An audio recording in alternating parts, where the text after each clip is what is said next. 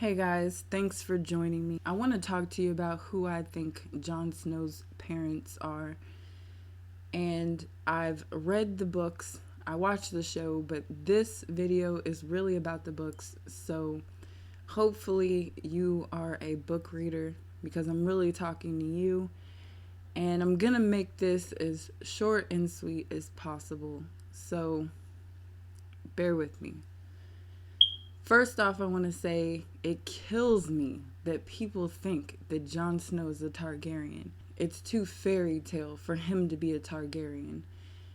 The books are definitely fantasy, but they're not fairy tale. That is one thing that we're not getting in the books. I think the evidence that we get for Jon Snow being a Targaryen is very misleading, and I don't really see a lot of evidence that proves that Jon is a Targaryen in the books.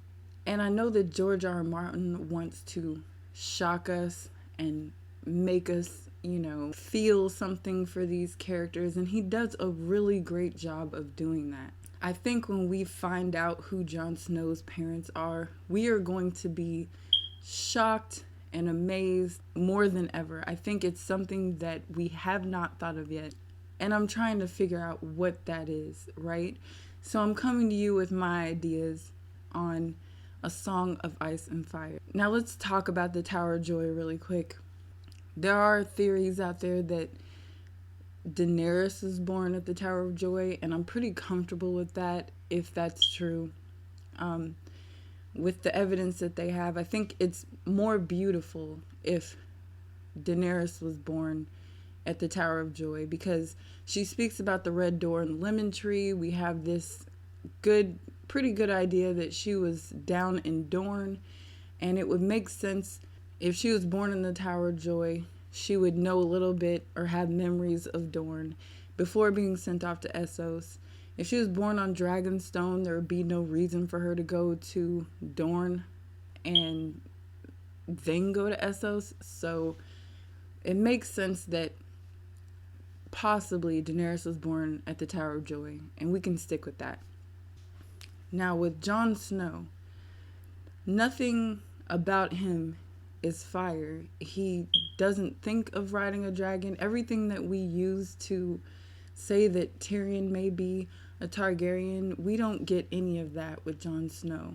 Everything about him is pretty cold, especially as it goes on, as you go further on into the books. Like, he becomes colder, he doesn't eat as much, he just embodies the cold, and the north. He's very north. I think that's a sign. Now there is a theory out there that Robb Stark is actually Catlyn and Brandon Stark's child, that when Brandon went down to Riverrun to be betrothed to Catlyn and meet her and spend time with her before they were supposed to get married, that Brandon basically talked her into having sex with him.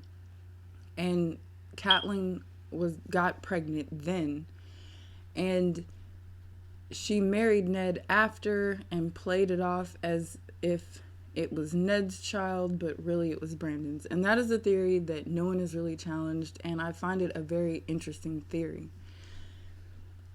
Now, when it comes to Jon Snow, my initial thought was, if Lyanna is Jon's mother, I felt that there may have been some incest involved, because I don't think that Jon Snow is a Targaryen. I was like, someone else has to be his father, and it was quite possible in my thoughts that some incest, may have played a role in his birth, that Benjen could have been his father.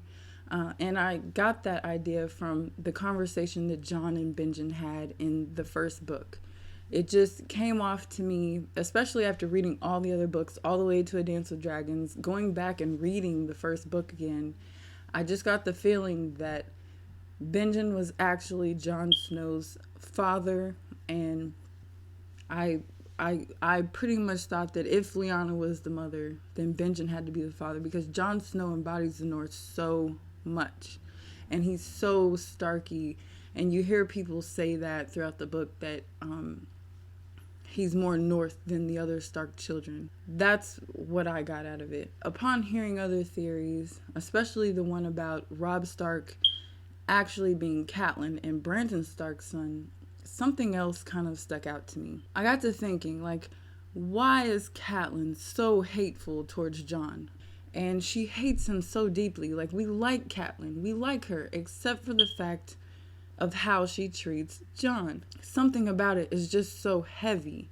And it got me thinking, what if Catlyn and Brandon Stark was Jon's true parents? Instead of it being Robb that was born, what if it was Jon that Brandon impregnated Catlyn with? Now, we hear a lot about Eliza Tully having all these stillbirths, but we know that Jon Arryn married her because he knew she was fertile. And we've heard of all these other baby swaps in the books. What if Liza didn't have a stillborn? What if she was pregnant when her and Catlyn first were betrothed to Ned and Jon? What if she did get pregnant by Jon?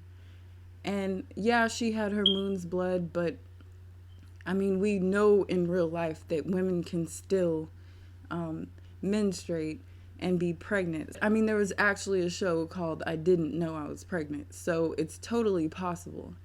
And with all the witchcraft that it seems like is going on in Riverrun, especially with putting people to sleep, I mean, we've seen Catlyn interact with her father while he's, taking milk of the poppy. We know that people get drugged all the time in the book series, and things don't happen as they remember them in the book series.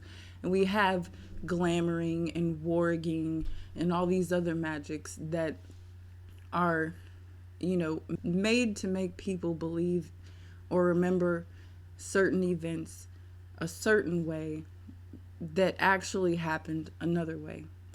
So I think it's totally possible that Liza did have a child, and it could have been Robb Stark. What if Catlyn is actually Jon Snow's mother? Look at the way she treats him. She treats him like utter crap. What else would just blow your mind and crush your heart at the same time to find out that she was actually his mother the whole time? In the show, he says something to Ned before he goes to the wall, and before Ned goes down to King's Landing. He's asking, does my mother know about me? Does she know where I'm going? Does she know that I'm okay? And Ned just gives him the saddest look, and he's just like, looking back on that, he's just like, yeah, she knows where you're going. And I am so sorry that she doesn't care, but she doesn't know either. If my thoughts are correct, Catlyn doesn't know that that's her son. What if there was a baby swap at Riverrun as opposed to the Tower of Joy? What if there was a baby swap there? Because for whatever reasons, they would need to protect Jon Snow. If he is the 1,000th baby born to the north or whatever, if the others would want him just like they want Gilly's baby, there would be reason for Ned to want to hide who his true parents are, because he would not only be the heir to the north, the heir to Winterfell, but he may serve other people's purposes because of his bloodline. So it would make sense that he would want to swap Robb and Jon to be safe, to keep Jon safe, but still keep him in the north because that's where he needs to be for whatever agenda. Because I think Jon is supposed to be in the north. He's supposed to be up there. And I don't think for the good of the realm, he needed to go to the wall. I think in order for certain things to happen, he needs to be at the wall. He's exactly where he needs to be. I don't have any solid proof to say that, these events happen, and therefore that proves that Catlyn is Jon Snow's mother. But when you look at the two of them, their storylines are very similar. You can say that much. They're both sent as envoys in a bitter feud, a bitter war between two people. And they're only sent in these roles because of their bloodline, because of who they are. They're only given that job. They wouldn't have been given the task if they weren't who they were. Catlyn would not be speaking for Robb Stark with the phrase if it wasn't for who she was as a Tully. And Jon wouldn't be going to the wildlings. He wouldn't be sent to the wildlings if it wasn't for his northern blood, if it wasn't for the fact that he was a warg. They're both put in these impossible situations, and they both end up dying for it. And in the books, we know Catlyn rises from the dead. She rises. Now, yes, Beric Dondarrion breathed life into her, but I don't think that everyone has that ability. And she rose on the third day. Is it possible that Jon Snow in the books will rise on the third day? Because A Dance with Dragons ends with Jon Snow being murdered. In the show, we see him rise, and he's still the same Jon that we remember. And yeah, he still kills the men who killed him. And then he leaves the Night's Watch, and he still has these emotions for everyone, and he still wants to help and save everything. But will that happen in the books? What if he rises like Lady Stoneheart? But because he has that northern blood, maybe he rises like Cold Hands instead. You know, maybe he is supposed to rise. Like in the show, Melisandre supposedly brings Jon Snow back from the dead. But what if he was gonna rise anyway? Because in the show, she says this is not supposed to happen. What if her magic didn't bring him back? Now, I know I'm bringing the show into my thoughts on the books, but I do think Dan and Dave play with us, book readers, when it comes to the books. Like, they change the craziest things in the show. Like, they'll have a scene that's exactly the same in the books, but they'll change one word. You know, they do things that I feel draw your attention to certain parts in the books that it's kind of a hint, like you need to go back over this, or you need to think about this thing again. Consider the possibilities with this certain person or thing that happens, event again. I wonder if Jon Snow will rise because that's just in his blood. And with Catlyn, Lady Stoneheart being his mother, that would make a lot of sense if he rises, you know? And you have to wonder if Jon was raised with Catlyn and he was in Robb's place when it comes to leading the war against the Lannisters. Jon would have totally listened to Catlyn. He wouldn't have, you know, got with the Spicer girl. I forgot what their house name is, but she still is a Spicer.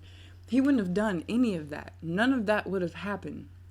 You know, he wouldn't have sent his wolf off and married some girl because he slept with her. Look at the Tully words. It's family, duty, honor. And Catlyn is all about that. Everything she does is for her family. You know, she deals with the phrase because of her duty, but she tries to reconcile with the phrase out of honor. Look at Jon. After he joins the Night's Watch, he considers them his family, and he says it 1,000 times. And he betrays Ygritte and the wildlings out of duty, and he tries to reconcile with the wildlings out of honor, which we should think it's a little bit odd that the wildlings even trusted him in the first place. But Catlyn and Jon still hold true to the same values. Jon would have never married the Spicer girl like Robb did. You know, look, he basically, in the wildlings, culture, married Ygritte, and completely betrayed Ygritte for his duties to his family, the Night's Watch. You know, none of the things that happened in Rob's storyline would have ever happened if Jon Snow was in his place. Cat and Jon would have been a great team. They would have been great mother and son. And I think what leads me to think that, yeah, Jon Snow is actually Catelyn's son is the fact that she hates him so much, just this deep hatred. And what would kill you more? It would kill you to find out that Jon Snow and Catelyn were actually blood. And imagine when Jon Snow rises from the dead, because he obviously will in the books. He figures out or finds out that Lady Stoneheart is his mother, that his mother was there the whole time and she treated him like shit. He's not going to rise up and want to help and protect everybody and care about, you know, the people in Westeros. He's going to be livid. He's going to hate everyone. He's going to want revenge just like Catlyn. And could you imagine that meeting when Jon and Lady Stoneheart meet up? Can you imagine what Jon Snow is going to say to her? Like, I was your true born son and you loved him more than me. I could totally see Jon Snow killing Lady Stoneheart and that being the end of Catlyn.